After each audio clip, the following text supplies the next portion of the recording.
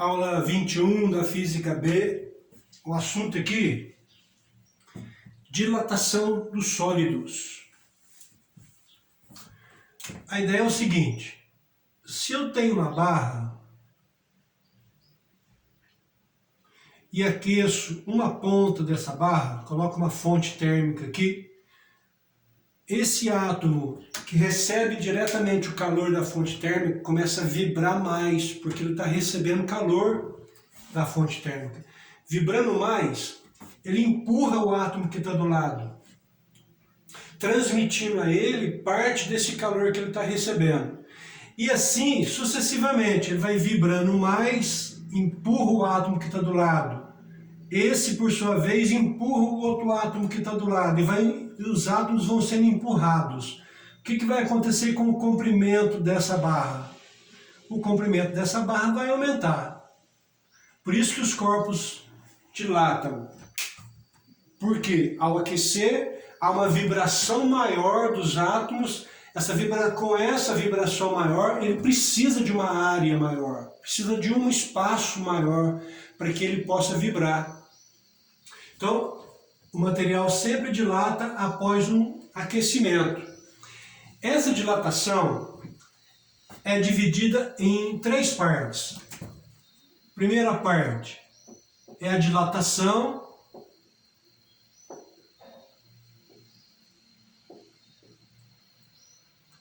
Como é que é chamada essa dilatação? Dilatação linear.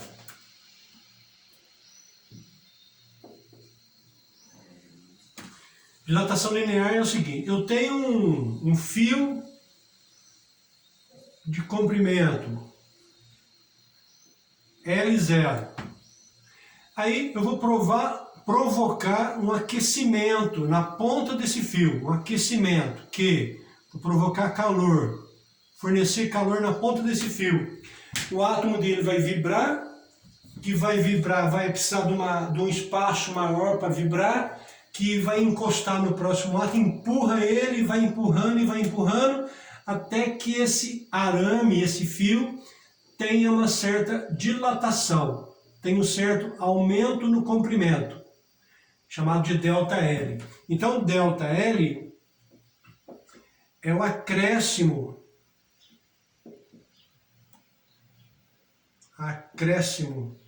no comprimento do fio,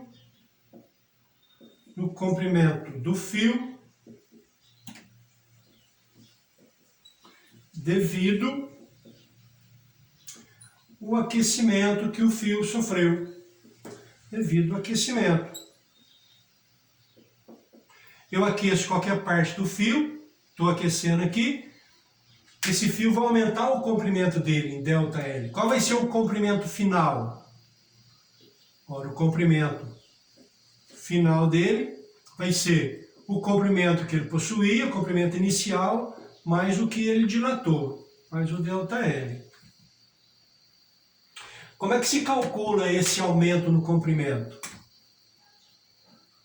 Esse aumento no comprimento depende do comprimento inicial, depende da variação de temperatura que foi causada no material. Por exemplo, eu estava em 25 graus Celsius, estava na temperatura ambiente, eu causei a variação de temperatura só de 1 grau. Ele vai aumentar proporcionalmente a esse 1 grau. Se eu tivesse feito um aumento na temperatura de 20 graus, ele ia dilatar muito mais.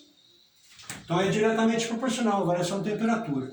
O comprimento também. Eu tenho uma régua de 30 centímetros, provoca um aquecimento na régua.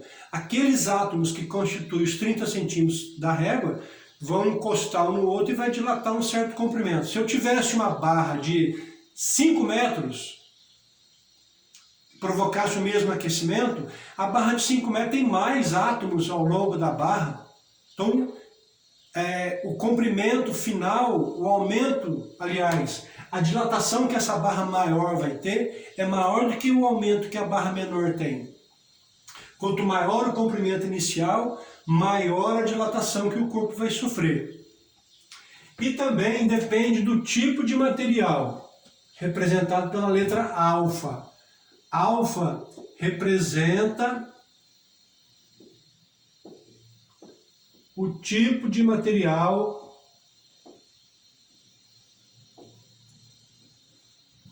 que está sendo aquecido. Tem material que dilata mais do que os outros. Os metais, de uma forma geral, têm uma dilatação maior do que os outros materiais. Vai comparar, por exemplo, madeira com uma barra de ferro, uma barra de alumínio, uma barra de cobre. Os metais têm uma dilatação maior. Como é que é o nome desse alfa? É coeficiente de dilatação linear. Coeficiente de dilatação linear. Bom, vamos ver as unidades? Unidades. Aumento no comprimento. Olha, eu posso medir em metros. O comprimento inicial sempre tem a mesma unidade. Se eu usei o aumento no comprimento em metros, o comprimento inicial tem também 100 metros. Se eu usei o comprimento inicial em centímetros, aqui também tem que ser em centímetros. As duas unidades têm que serem iguais. A variação na temperatura no sistema internacional é Kelvin, mas a variação de temperatura em Kelvin é igual à variação de temperatura em graus Celsius. Ou seja, se eu disser assim, a barra sofreu uma variação de temperatura de 10 Kelvin, é a mesma coisa dizer que a variação de temperatura na escala Celsius também foi de 10 graus Celsius. Então, tanto faz. Eu posso usar unidades em Kelvin, posso usar unidade em Kelvin ou em graus Celsius. Dá na mesma. E qual a unidade do coeficiente de dilatação linear? Agora, vamos substituir as unidades aqui. Essas unidades aqui. A variação no comprimento, metros. Comprimento inicial em metros. Aqui eu estou fazendo estudo só de unidades. Estudo só de unidades para determinar a unidade do coeficiente de dilatação. Aí fica o coeficiente de dilatação que eu vou estudar a unidade dele e variação de temperatura em graus Celsius. Metro, simplificou com metro, aqui fica 1, graus Celsius passa para cá dividindo. Essa é a unidade do coeficiente, que é mais usual que essa unidade, é só passar o grau Celsius para o numerador, só trocar o sinal do expoente, né? Grau Celsius a menos 1. Vamos dar um exemplo que tem na apostila aí, desse coeficiente, para a gente interpretar o que significa esse coeficiente. Por exemplo, o coeficiente de dilatação do ferro, que está na apostila, é 12 vezes 10 a menos 6. Olha a unidade aí, ó. Grau Celsius a menos 1, que é 1 sobre grau Celsius, né? O que significa esse número aqui, como coeficiente de dilatação do ferro? Significa assim, se eu tiver um comprimento inicial, uma barra de ferro de 1 metro, e se eu provocar a variação de temperatura de 1 grau Celsius, qual vai ser a dilatação que a barra de 1 metro de ferro vai sofrer? 12 vezes 10 a menos 6 metros.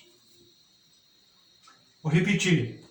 Se essa barra tiver um comprimento inicial de 1 metro, a variação de temperatura sofrida for de 1 grau Celsius, de quanto que vai ser o aumento no comprimento? O valor do alfa. 12 vezes 10 a menos 6. Como eu usei aqui metro, aqui também vai ser metro. Que eu posso interpretar assim também. Se o comprimento inicial for de 1 km, imagina uma barra de 1 km de comprimento, de ferro, e eu provocar uma variação de temperatura nessa barra de 1 grau Celsius, de quanto vai ser o aumento no comprimento? 12 vezes 10 a menos 6. Qual a unidade agora? Quilômetros. Então, é só você fazer aqui, ó. Esse aqui valer 1, esse aqui valer 1, o aumento no comprimento vai ser igual ao alfa, com a unidade que você usou aqui para esse comprimento inicial. Essa é a dilatação linear, dilatação de um fio. E se eu tiver a dilatação de uma chapa, aí a dilatação vai ser superficial. Vai ser dilatação de área.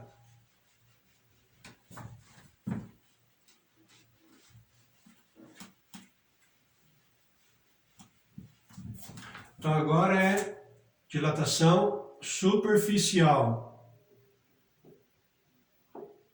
que é uma dilatação de área.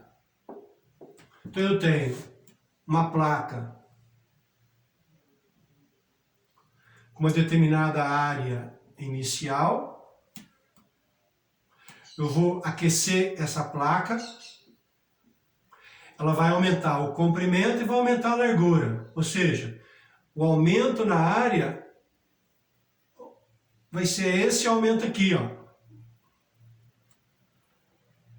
Esse aqui vai ser o aumento na área sofrida por essa barra que tinha uma área inicial, essa aqui. Como é que se calcula o aumento na área? Vai ser a área inicial que a placa possuía, variação de temperatura sofrida pela placa, né? E o detalhe, a placa não vai dilatar tanto na largura quanto no comprimento, então 2 vezes o alfa, 2 vezes o coeficiente linear, porque está dilatando em 2 dimensões agora. Largura e comprimento, 2 vezes o alfa. 2 vezes o alfa recebe um nome especial. É uma letra especial, é o beta, que é 2 vezes o alfa. O beta é chamado de coeficiente de dilatação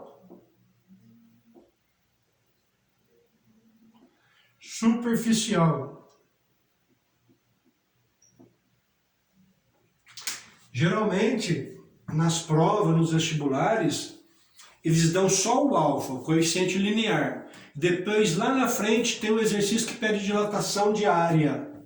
Não esquece de multiplicar esse alfa, que é a dilatação linear numa dimensão só, por 2, para você obter a dilatação superficial. Daqui a pouquinho nós vamos ver a dilatação volumétrica. O que você acha que vai aparecer aqui no volumétrica? Na dilatação em 3 dimensões, vai aparecer o 3 vezes o alfa. Só um detalhe aqui. Imagina aqui, ó, eu tenho uma placa, área A0, área inicial, uma determinada área inicial. Aí, eu tenho a mesma placa, com o mesmo material, com a mesma área, só que furada. Tem um furo no meio.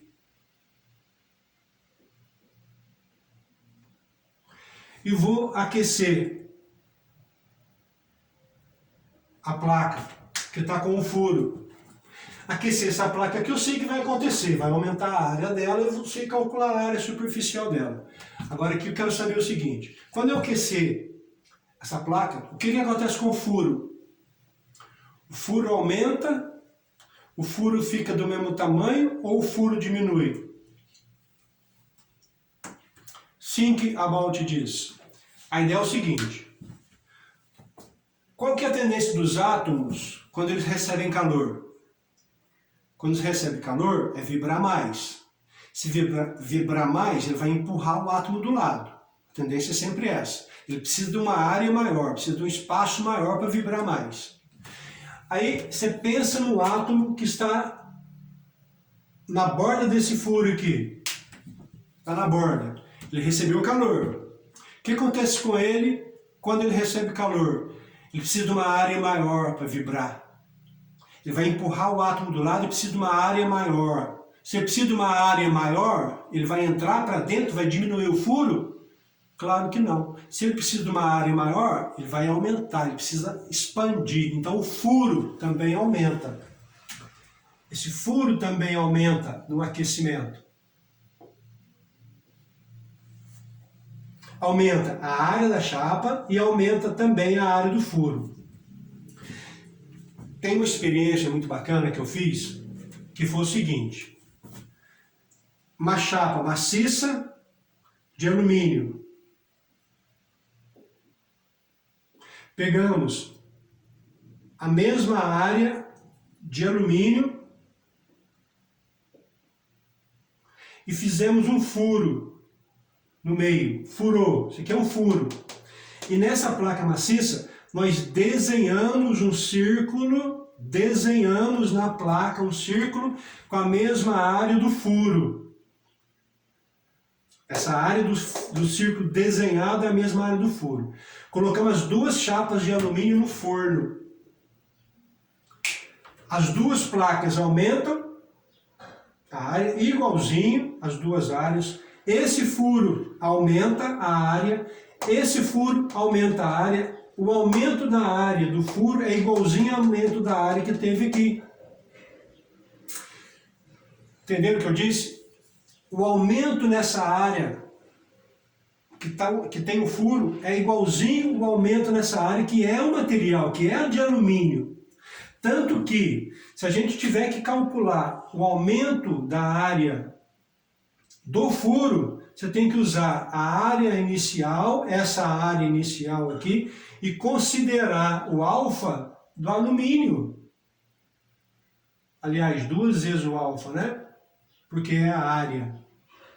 Para depois multiplicar pela temperatura. Então você calcula o aumento na área considerando que esse furo esteja preenchido com alumínio. Por quê? Quando tem alumínio, o aumento da área é igualzinho. Então você vai fazer a área inicial do furo, 2 vezes o alfa. 2 vezes o alfa do alumínio, porque é a área, vezes o aumento de temperatura. Se essa plaquinha fosse de ferro, como é que você ia calcular o aumento na área? O aumento na área do furo vai ser a área inicial, 2 vezes o coeficiente de dilatação linear do ferro. Então você considera que esse material seja maciço.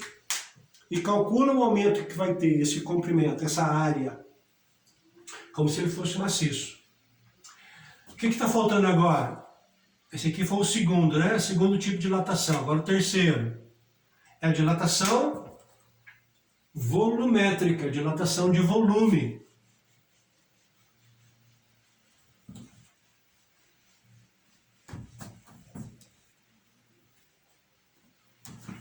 Dilatação volumétrica.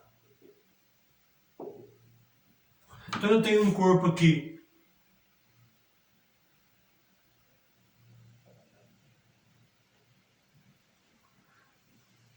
um certo volume inicial, ao provocar um aquecimento. Não dá nem para desenhar o aumento no volume, né? Como é que se calcula o aumento no volume que esse corpo vai ter?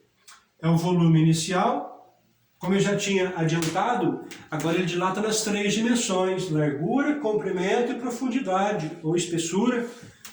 Vai ser 3 vezes o alfa, 3 vezes a dilatação linear, vezes o aumento na temperatura. 3 vezes o alfa, geralmente recebe a letra gama, que representa, gama é o coeficiente de dilatação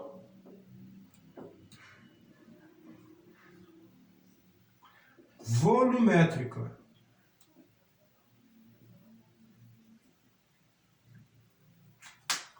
Três vezes o alfa, variação de temperatura.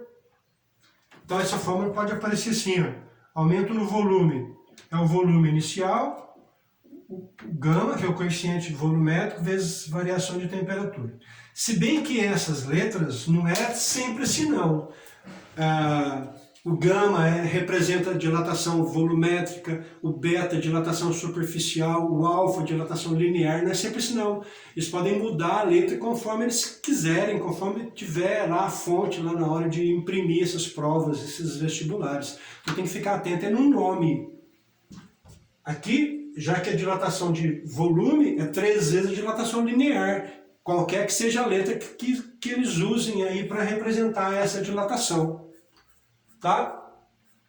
Agora, tem alguns detalhes aqui. Por exemplo, tem dentro do disjuntor,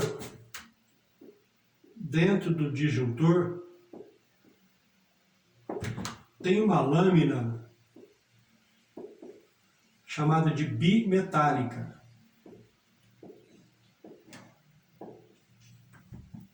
Por que é bimetálica? Olha, porque tem 2 metais. Como eu só tenho caneta preta aqui, vou fazer as 2 lâminas assim, ó. Não dá para fazer. São 2 lâminas. Vou fazer com os dedos aqui, ó. Esse dedo aqui é um tipo de metal. Esse outro dedo por cima é outro metal. Os 2 estão soldados, firmemente soldados. Só que são de materiais diferentes. Então a lâmina bimetálica são 2 materiais diferentes, soldados, firmemente soldados um no outro. Então tá aqui, 2 metais soldados.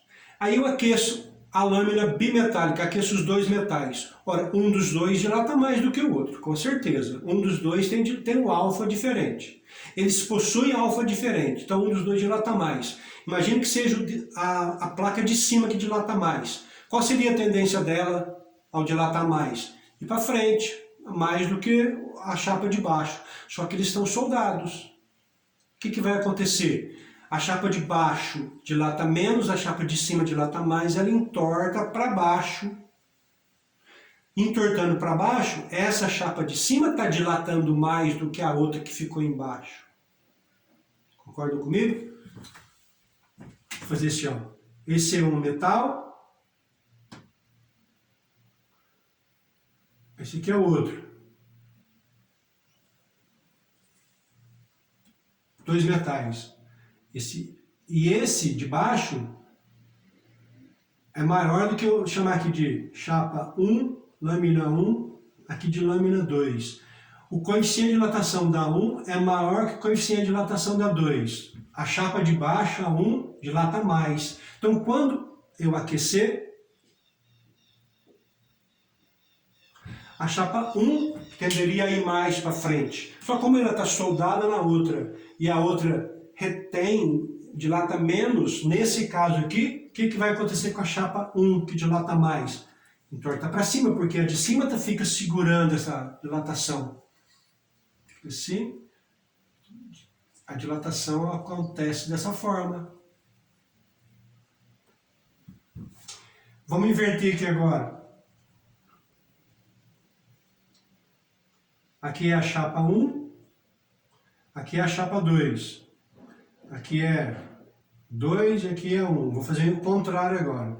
É a chapa de cima que dilata mais do que a chapa de baixo. Já que os comprimentos são iguais, já que a variação de temperatura vai ser a mesma, então a dilatação depende só do alfa, só do coeficiente. Como o coeficiente da 2 é maior, vai dilatar mais. Ao ser aquecida, a de cima a tendência dela é dilatar mais, é ir mais para frente. Só que a de baixo fica segurando essa dilatação. Ao segurar, ela entorta para baixo. Então vai ficar assim, ó. Dilatou mais, vai para baixo. Essa outra daqui dilatou menos, ó. Tudo para baixo. E ao resfriar, aquela que aquece mais, aquela que dilata mais, ao ser resfriada, contrai mais também. Então vamos fazer aqui, vamos usar esse mesmo desenho aqui, essas duas chapas, agora eu vou esfriar. Ao esfriar, a chapa que dilata mais, a 1, ao ser aquecida, ao ser resfriada, contrai mais. Então ela contrai mais. Se ela contrai mais do que a de cima, ela puxa de cima para baixo. Vai ficar assim, ó.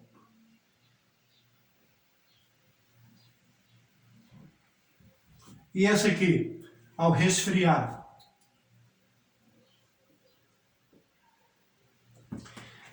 A 2 dilata mais, tem um coeficiente mais ao ser aquecida, ela dilata mais. Mas e ao ser resfriada? Ela contrai mais, eu não preciso de uma área maior para vibrar, ela vai diminuir a área, porque tá diminuindo a temperatura, vibra menos.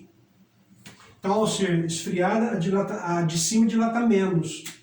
Dilatando menos, a de baixo a de cima contrai mais do que a de baixo. Fica menor do que a de baixo. Certo isso? E na prática? Como é que essa dilatação interfere no nosso dia a dia? De várias formas. Por exemplo, na instalação de trilhos de ferro. Imagina, vai construir uma estrada de ferro. Aqui eu tenho um trilho que eu vou colocar uma outra placa, um outro trilho. Eu tenho que deixar um espaço entre os dois trilhos para dilatação que vai acontecer, que certamente vai acontecer. Quando vai se construir uma estrada de ferro, antes da construção, faz-se um levantamento da temperatura durante o ano inteiro daquela região, para saber qual a temperatura máxima que aquela região atinge, para calcular quanto vai ser a dilatação de cada peça, para que essa dilatação seja acomodada nesse espaço que vai ficar entre as placas.